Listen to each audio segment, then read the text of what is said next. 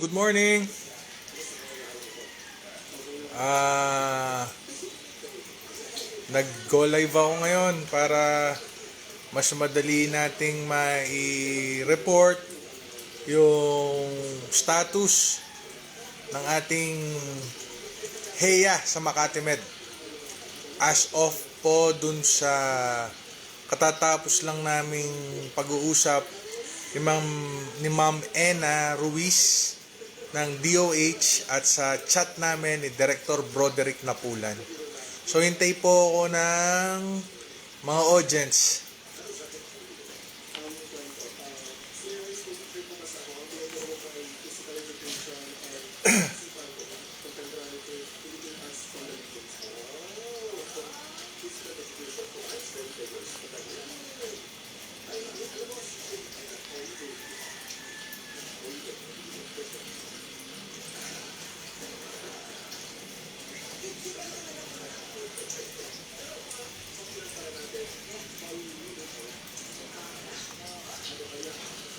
Hello, good morning.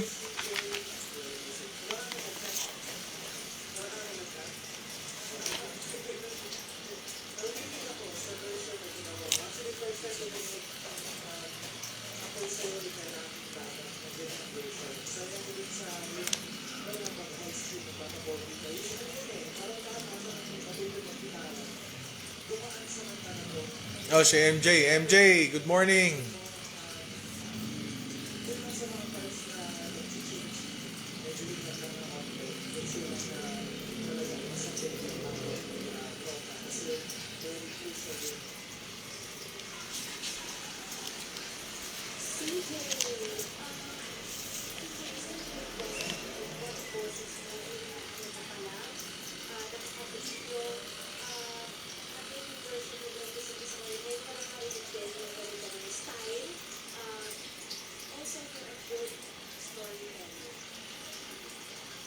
Good morning, MJ.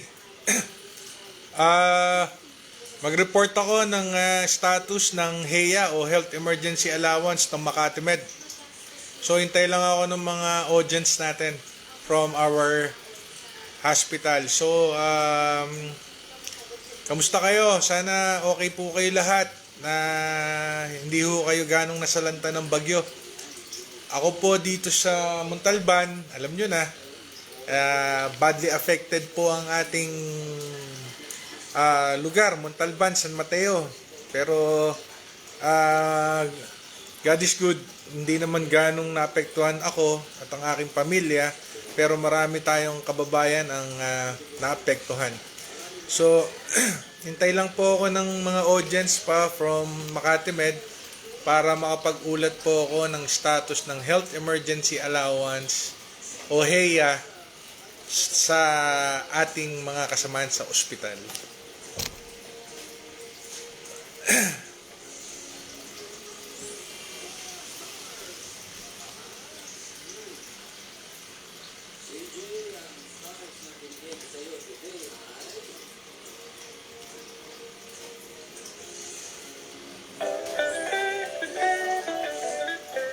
In this video, we'll walk you through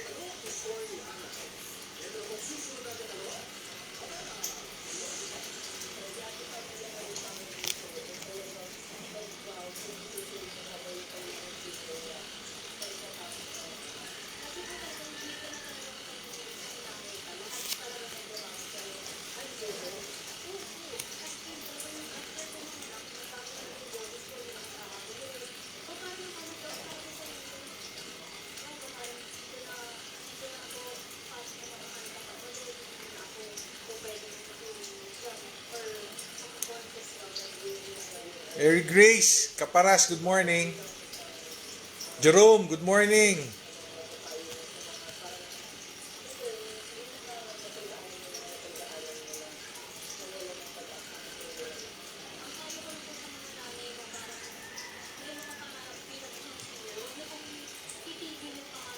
Magre-report po ako ng status ng HEA natin.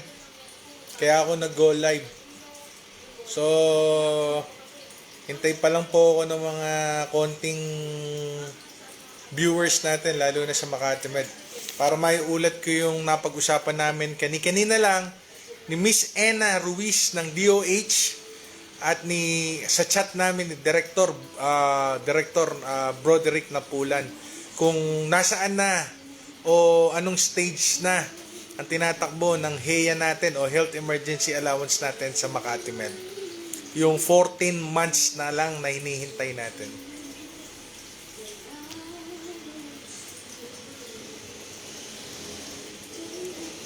Kuya Wilson, good morning. My hands above my head and stick together. Forgive him before he's dead because I won't cry for you. I won't justify the things you do. I won't cry for you. See when you're gonna still be bloody Mary. Dum dum da da da, dum dum da da da da da da da. Dum dum da da. Dum dum da da dum dum da da da da da. Oo nga, yun nga, nag-message si Brother Wilson. Ay, Kuya Wilson, tama yan, no? Sabi ni Kuya Wilson, sana bigay na just in time sa mga nabagyo. Yan din po yung sinabi natin kanina sa DOH. Lalong-lalo na kay Ma'am Ena Ruiz, no? Marami po tayong umaasa ngayon sa HEA at naisipan po natin na dumulog muli sa DOH para alamin yung status ng ating HEA. So, in a short while, sasabihin ko po yung napag-usapan namin at para mas malaman po ninyo dyan sa Makati Med at yung source po na paggagalingan ng mga detalye nitong HEA ay first hand manggagaling po sa amin sa union as well as kung sa details na nire-report ng ating management, no? Kasi hindi naman po sa pag-aano, napakarami rin po kasing mga nagbibigay ng mga balita na hindi naman po totoo. Lalong nakakadagdag sa iniisip ng mga empleyado, lalong-lalo na sa mga naapektuhan ng ating kalamidad ngayong bagyong Karina, no, tulad po namin.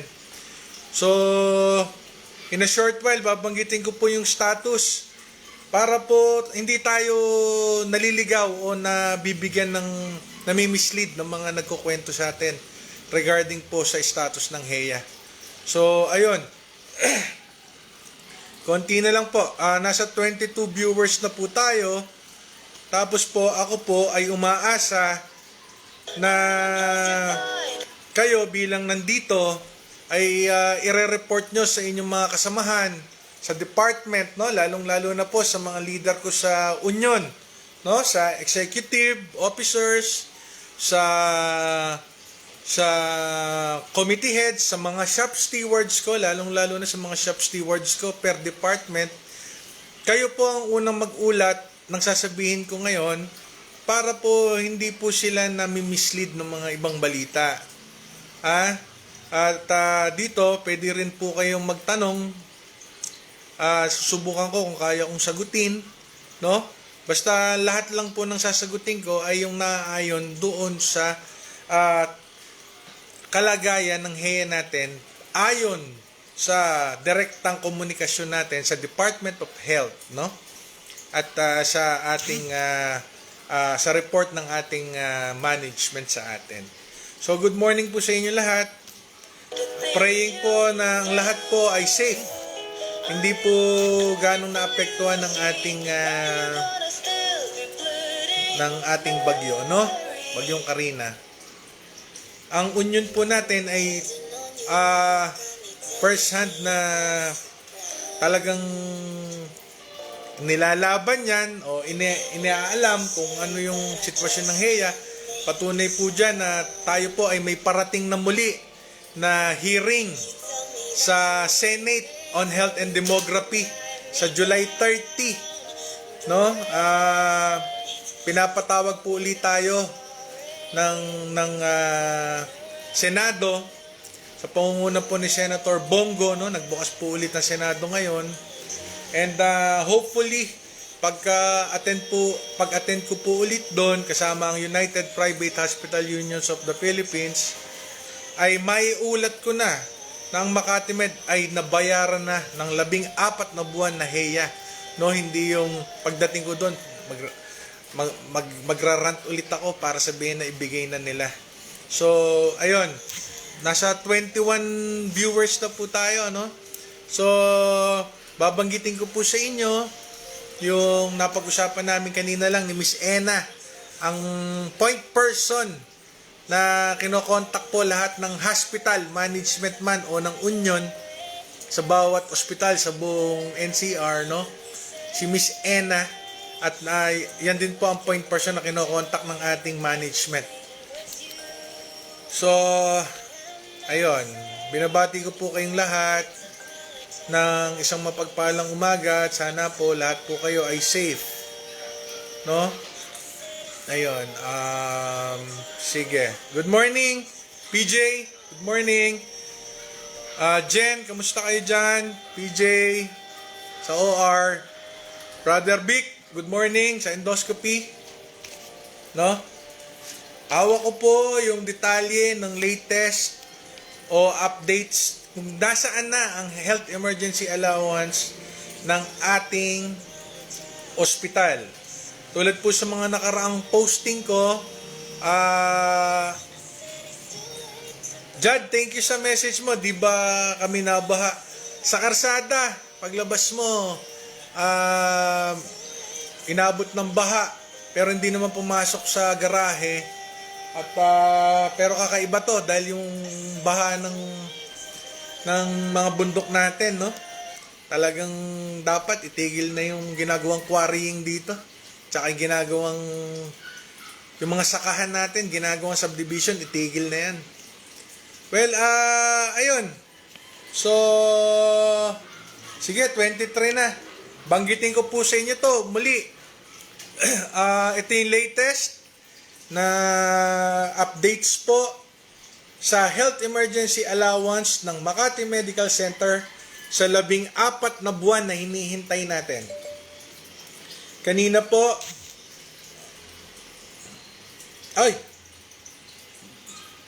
Chief Akon, good morning. Sige po. Ayun, good morning, shout out. Kapatid, Christine Aguilar to ka, hello. Miss Jo, Ma'am Ann Birutiao, sana mabigay na nila talaga, pinaghirapan. Tama po yun. Yan naman po yung ating, kung nakakasubaybay po kayo dun sa mga videos na sinesend po ng United Private Hospital Unions of the Philippines as well as sa mga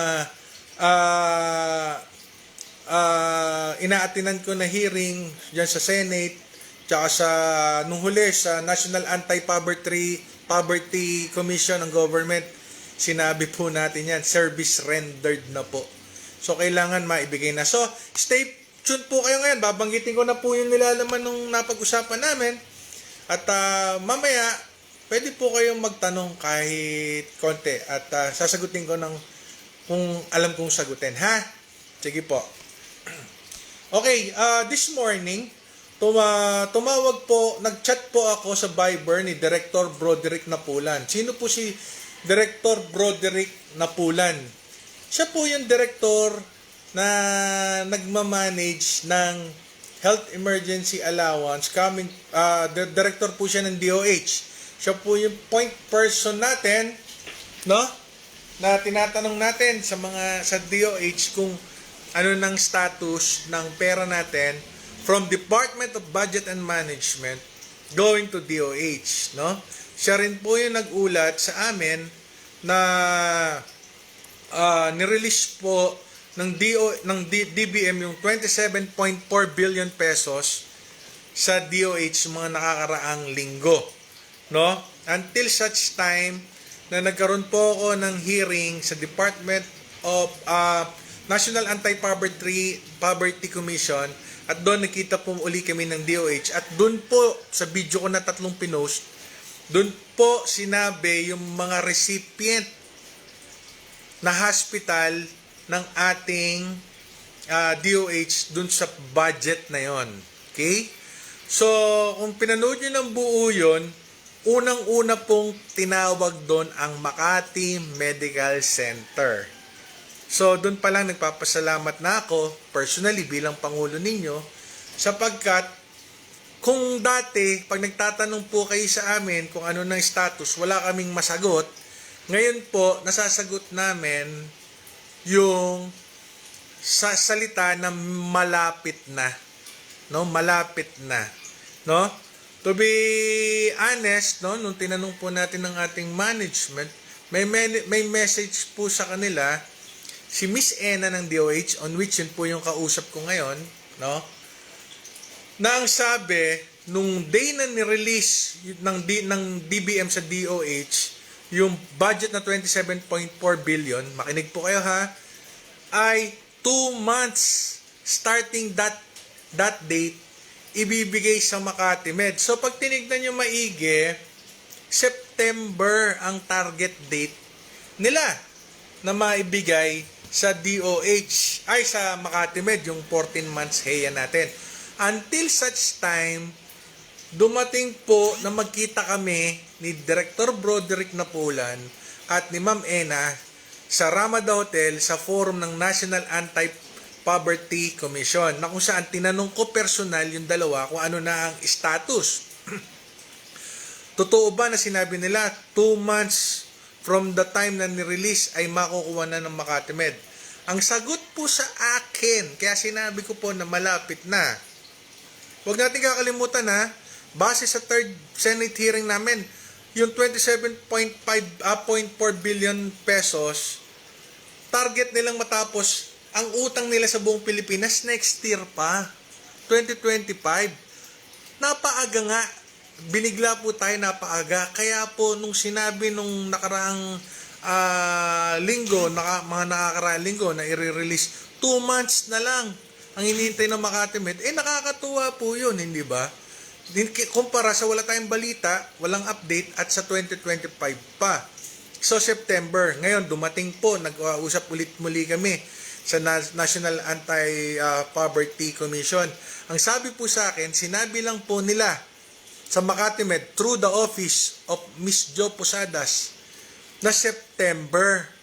Pero mas maaga pa. Nilagpas nila yung update para hindi na po tayo mabigla na lang tayo, mas maaga nilang i-release bago mag September. Ngayon, iuulat ko na po sa inyo, makinig na po kayo. Kaninang umaga po, nag-follow up po ako kay Ma'am Ena Ruiz ng DOH, no?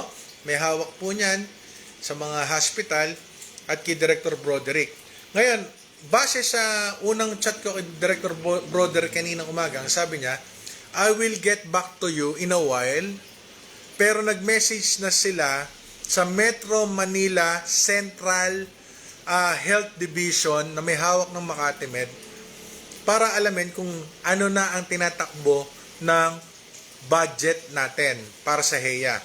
Huwag niyo pong kakalimutan, Makati Medical Center po, sa lahat ng recipient ng 27.4 billion pesos ngayon, ang may pinakamalaking perang i-release ang ating gobyerno. Sana alam niyo yan, ha? At kung kayo man po ay nasa sapatos ng gobyerno, hindi po ganun kadaling mag-release ng pera nang walang proper liquidation. Mananagot po sila sa gobyerno, national government, kung nag-issue lang ang DOH ng pera at walang proper liquidation. Kahit naman po sinong opisyalis ng gobyerno, hindi dapat mag-release ng pera kung walang pabalik na mga liquidation dahil mananagot sila sa national government. Ngayon, going back po dito sa report ko sa inyo. Hindi pa ako binabalikan ni Director Broderick Napulan, pero nag-usap na kami for the first time through Viber ni Ma'am Ena. Diyan po nagpa-follow up si Miss Jo Posadas ng Makati Med, no? Okay? So, ang sabi po niya sa akin, eto ha, makinig na. 2 pirma na lang po ng head nila ang hinihintay natin. Isang pirma sa kanilang Chief Administrative Officer at sumunod na pirma, final na pirma ay sa kanilang direktor. No? Direktor. Pagkatapos po nun, pipirmahan na yung cheque po, i-release na po ng DOH. At the same day na kumpleto yung dalawang pirma, release yung DOH, mag-i-email na po sa Makati Medical Center ang DOH Central Field Office kung saan tayo nabibilang. I-email niya si Ms. Jo Posadas at that's the time pipick upin ng Makati Medical Center ang cheque natin. Ganon po kalapit na ang hinihintay natin. Ibinigay po natin sa kanila yung dahilan na mas kinakailangan po nating makuha na ang HEYA ngayon sa panahon na tayo ay inabot ng dilubyo ng kalamidad ng bagyong Karina. So mga kapatid, kung ako po ang tatanungin nyo, dapat hindi aabot na ng September dahil sinabi po nila sa akin yan, pinalagpas lang nila, as well as this morning, pag titingnan nyo maigi, 2 pirma na lang po ang hinihintay ng ating kaperahan o ng cheque para ma-pick up na ni Makati Med, ni DOH sa Makati Med ang cheque para makarating sa atin. Yan po ang latest na report ko po sa inyo.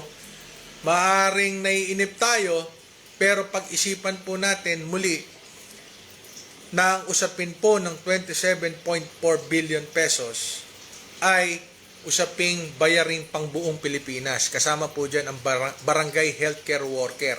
At nung huli, sana maging proud na rin po tayo dahil may liwanag na tayo ang kauna-unahang binanggit na ospital na recipient niyan. Kung papanoorin nyo po yung video ko sa National Anti-Poverty Commission. Kaya thankful po ako dyan. So sana ang inihiling po natin, wala pong maiwan. Sa ibang hospital po nakasama ko sa forum na yon, tulad ng isa sa kasama natin sa MPIC hospital sa QC, may 2 buwan po silang bumagsak. Saan pa po sila maghahabol niyan? Dahil ito po ay 24 billion pesos na nirelease ng government, yan na po yung final. Mag-a-appeal ka na lang, kailan ka pa mabibigyan ng funding?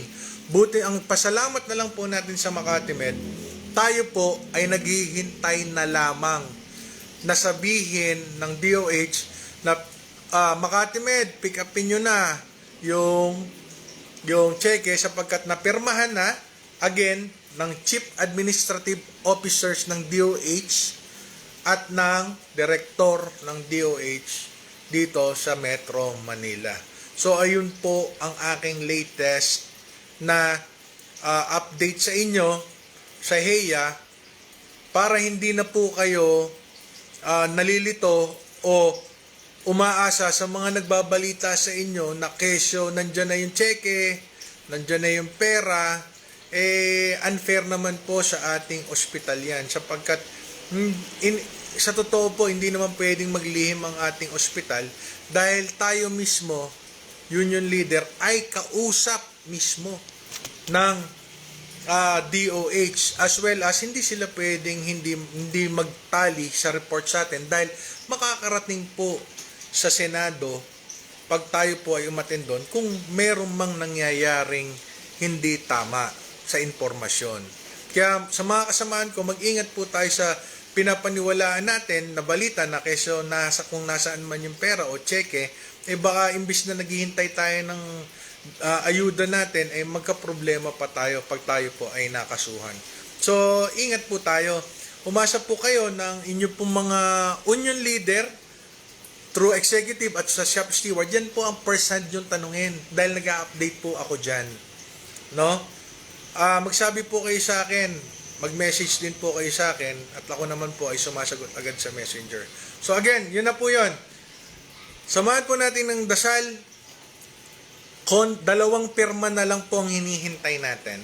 No? So, dadating po yan. Konting tiis na lamang po.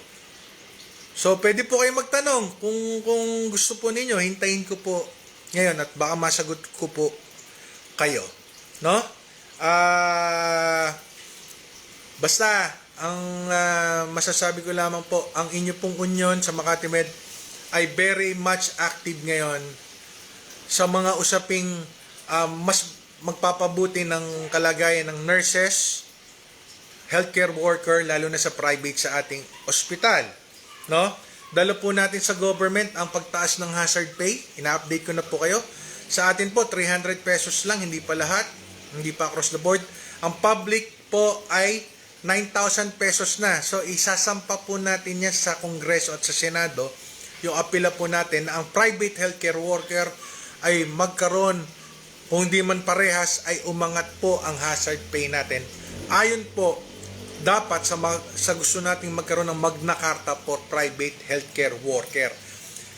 Dala rin po natin na sana yung CPD natin, yung CPD para sa inyong mga license ay kung hindi man maging libre ay mabawasan ang inyong mga gastusin, ano? At dapat po ay tumaas po ang sahod din po natin pag nagtaas ang Regional Wage Board ng wage increase sa minimum, dapat kasama din po tayo. Kaya po sana lahat po tayong mga miyembro ng ating union, kasama po dyan na inaasahan natin na makaka-receive din po ng HEA ay ang ating mga agency workers, ang ating mga kapatid sa agency, sa engineering, sa security, at sa mga housekeeping ng mga kapatid natin. Inaasahan po natin yan. At pag dumating po sa point, wag naman po sana, merong hindi makatanggap, ang sundin nyo lang po yung step-by-step proseso. No?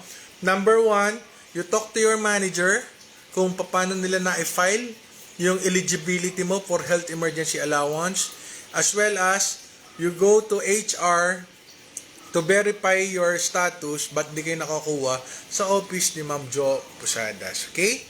So, again, sana po medyo nagkalinaw at medyo natuwa-tuwa po kayo sa aking update dahil kung nalilito po kayo, pues masasabihin ko po sa inyo, mas malapit na po ang hinihintay nating 14 months na release ng ating HEA.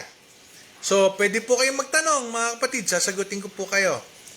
For the last time, 2 pirma na lang sa Chief Administrative Officers ng DOH Metro Manila, next kay sa Director nila, and then mag-i-email na sila sa Makati Med para pick upin na po yung cheque. Pag nakuha yung cheque, release na lang po ang hinihintay natin. Dapat po, hindi po umabot ng September. Kasi po, tulad nga po nung sinabi natin, service render na yan at natataon sa panahon ng kalamidad, mas makakatulong. So, may tanong po ba? Kung wala naman pong tanong, mga kapatid, maraming salamat po sa nag-tune in ngayon at umasa po kayo ng inyo pong union ay hands-on at nasa harapan ng laban para makuha na natin ng health emergency allowance, mapakarsada man yan o mapa-government like Senate o Congress. Pag pinatawag po tayo, a-attend po tayo at mag-a-update po ako sa inyo. So, kung wala naman pong magtatanong, pwede na po tayong magtanghalian. So, magbabasa lang po ako ng mga ibang messages dito. Yun. Hi, Ma'am Sai. Good morning po sa aming secretary na napakasipag, si Mariel. Sherika, hello. Maya, good morning sa inyo. Sa pamangkin ko, si Rain, good morning. Na nasa St. Luke's. Shoutout sa inyo, mga kapatid. Mabuhay po kayo at umasa po kayo ng inyong union ay palaging nandito para pagserbisyuhan po kayo. Ingat po kayo mga kapatid. Jen, good morning. Sa shop steward namin, Sir Gab, Danica, Maring Fe, asawa ni Paring Tolits. Good morning sa inyong lahat. No? Sa susunod na update ko, sana yung release na. Okay? So, good morning and keep safe. Mabuhay po ang mga manggagawa sa Makati Medical Center at mahalin po natin ang ating ospital. Mabuhay po ang Makati Medical Center.